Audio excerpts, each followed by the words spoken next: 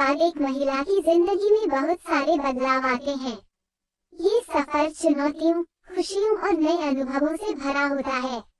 यहाँ एक साधारण महिला की शादी के बाद की जिंदगी की कहानी को संक्षेप में बताया गया है। शादी के पहले की जिंदगी।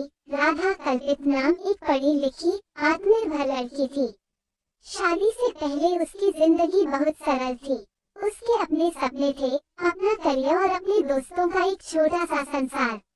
वो अपने परिवार के साथ खुश थी। शादी का नया अध्याय। शादी के बाद राधा की जिंदगी पूरी तरह बदल गई। वो एक नए घर, नए रिश्तेदारों और एक नए जीवन साथी के साथ जीवन की शुरुआत करती है। शादी के शुरुआती दिन रोमांच और खुशियों से भरे थे, लेकिन जैसे जैसे समय बीतता गया, उसे नए रिश्तों की जिम्मेदारी और उम्मीदें समझ में आने लगी। नए परिवार की जिम्मेदारी। राधा को अपने ससुराल वालों की पसंद नापसंद समझनी पड़ी। वो घर के कामकाज और परंपराओं को सीखने की कोशिश करती रही। कभी कभी उसे अपनी पुरानी आदतों को बदलना पड़ा, तो कभी कभी समझौतों से काम चलाना पड़ा। करियर और घर की दुविधा। शादी से पहले राधा अपने करियर पर फोकस करती थी, लेकिन शादी के बाद उसे करियर और घर के बीच संतुलन बनाना पड़ा। यह उसके लिए आसान नहीं था। कई बार उसने अपनी इच्छाओं को परिवार की जरूरतों के लिए त्याग दिया। माँ बनने का अनुभव। कुछ समय बाद राधा एक माँ बनी। माँ बनने के बाद उसकी जिम्मेदारियाँ और भी बढ़ गईं। अब वो अपने बच्चे, पति और ससुराल के सभी लोगों का ध्यान रखती थी।